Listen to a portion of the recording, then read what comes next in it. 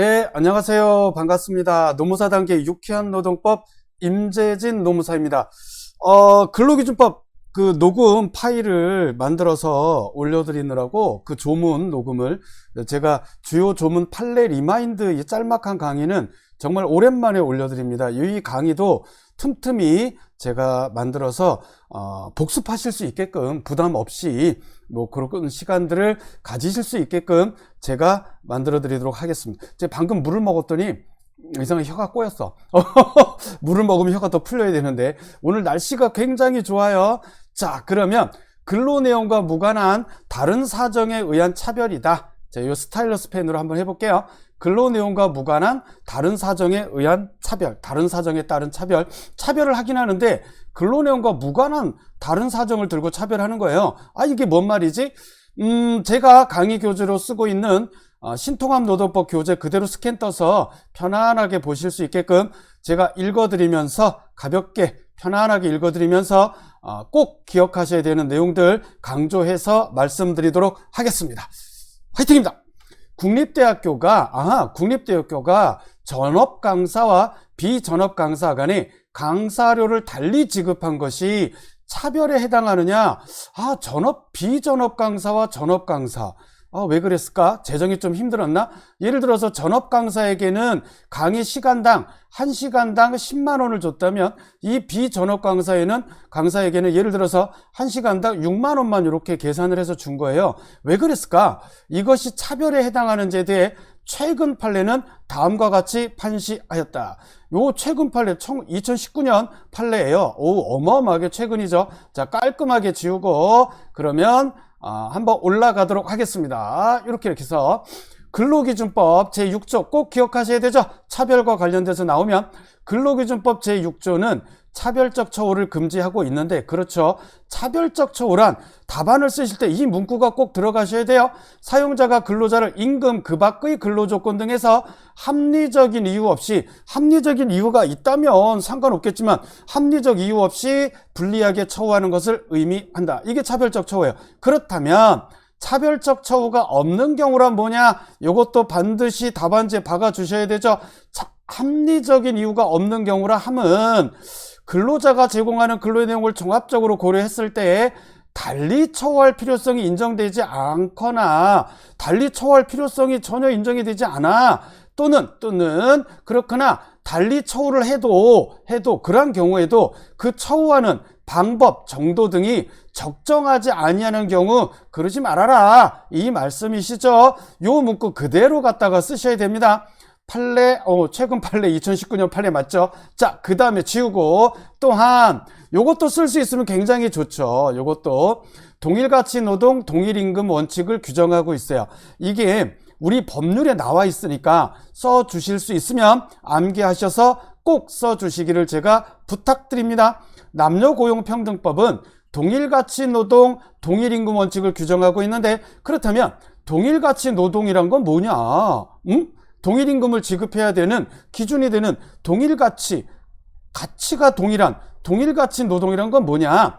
서로 비교되는 노동이 동일하거나, 동일해, 똑같하거나, 이게 말이 왜 이렇게 안 나와? 자, 죄송합니다. 실질적으로 같은 성질의 노동, 동일하거나 실질적으로 같은 성질의 노동, 또는 직무가 약간 다소 다르더라도 객관적인 직무평가에 의해서, 어떤 직무평가? 객관적인 직무평가에 의해서 본질적으로 동일한 가치가 인정되는 노동이다. 왜? 동일가치 노동이니까. 이걸 의미한다.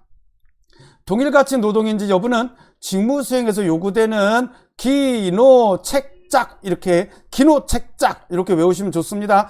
요것도 다 써주시면 좋죠. 공부 많이 한 거 티 내셔야지 답안지에, 그죠? 기술, 노력, 책임 및 작업 조건을 비롯해서 근로자의 학력, 경력, 근속 연수, 학경근, 기노책작, 학경근, 그래도 이렇게 하면 입에 착착 달라붙어요. 연습하시면 학력, 경력, 근속, 연수 등의 기준을 종합적으로 고려해서 판단해야 한다. 그렇군요. 자, 그러면 근로기준법 이제 다 왔어요. 근로기준법 제6조의 균등대우 원칙이나 남녀고용평등법의 동일가치, 동일임금 원칙 등은 어느 것이나 헌법상 평등원칙, 헌법 제11조 제1항을 숫자까지 써주시면 좋지만 굳이 내가 외우고 있지 않으면 헌법상 평등원칙을 근로관계에서 실질적으로 실현하기 위한 것이다. 아, 그렇구나. 그런데 그러므로 국립대학의 장으로서 행정청의 지위에 있는 총장, 이게 행정청의 지위에 있다는 것까지 써주면 너무 좋죠. 답안지에 내가 많이 알고 있다는 거 교수님들께 탁 보여주시는 거예요. 이런데도 점수 안 주실 겁니까? 이런 자신감을 가지고 행정청의 지위에 있는 총장으로서 근로계약을 체결할 때 사회적 신분이나 성별에 따른 임금차별을 하여서는 아니 되면 물론 그 밖에 근로계약상의 근로내용과는 무관한 다른 사항, 즉 뭐하고 무관한 근로내용과는 근로계약서상에 있는 근로계약을 맺을 때 탁 명시되어 있는 그 근로내용과는 무관한 관련이 없는 다른 사정을 이유로 근로자에 대해서 불합리한 차별 대우를 해서는 아니 된다. 나중에 이제 저도 강의할 때, 그리고 이제 우리 수험생 여러분들이 좋은 선생님들 강의를 다 이렇게 듣고 계실 텐데 다들 요 판례를 말씀을 해 주실 거예요. 우리 교재에는 핵심적인 내용만 탁 들어가 있고 나중에 저도 요 판례를 가지고 GS 연기 때 판례 원문을 가지고 설명드릴 예정입니다. 그때 좀 더 구체적인 사례가 뭐였지? 이렇게 잘 들으시면 됩니다. 아시겠죠? 자, 우리 판례는 구체적으로 시간제 근로자인 시간강사, 시간강사 선생님들에 대해서 근로제공에 대한 대가로서 기본급 성격의 임금인 강사료를, 어떤 성격? 기본급 성격의 임금인 강사료를 그냥 강사료라고 쓰지 마시고 기본급 성격의 임금인 강사료, 이렇게 조금 더 늘려서 풍부하게 써주시면 좋습니다. 이러한 강사료를 근로의 내용과 무관한 사정에 따른 차등을 두는 것은 합리적이지 않으며 사용자 측의 재정상황은 그렇지 학교 재정상황이 어떻든가 이런 것들은 시간 강사의 근로 내용과 관련이 있어요, 없어요? 그렇죠. 당연히 무관한 것으로서 동일한 가치의 노동을 차별적으로 대우하는 데 대한 합리적인 이유가 될 수 없다고 보았다. 또한 원고에게 이 사례에서 원고에게 이 원고인 시간 강사 선생님께서 임대 사업을 하셨나봐요. 임대 수입이 있다고 해서 다른 일을 하네? 이렇다고 해서 다른 수입이 있네? 다른 수입이 있어? 아니, 임대 수입이 있다고 해서 이분이 시간 강사로서의 그 직업, 그 업무, 강의 업무에 전념해서 일할 수 없다. 이거 단정할 수 없잖아요. 그렇죠? 그래서 시간 강사 직업에 전념하여 일할 수 없는 사람이라고 단정할 수 없다고 판시하였다. 그리고 전업의 도대체 의미가 뭐냐? 전업의 의미가 뭐냐? 이게 같은 학교에서만 일을 해야 되냐? 다른 학교에서 강의를 하면 안 돼. 이런 뜻인 거냐? 아니면 강의 외, 이거 외자입니다. 강의 외에 다른 일은 하면 안 돼. 뭐 이런 뜻인 거냐? 도대체 전업과 비전업을 왜 구분하는 거냐? 이런 의문점도 굉장히 많이 들죠? 나중에 판례 원문을 보시면서 즐겁게 공부하는 시간을 가지실 수 있습니다. 제가 이게 혀에 뭐가 돋는 걸 뭐라고 하죠? 혓바늘이라고 하나요?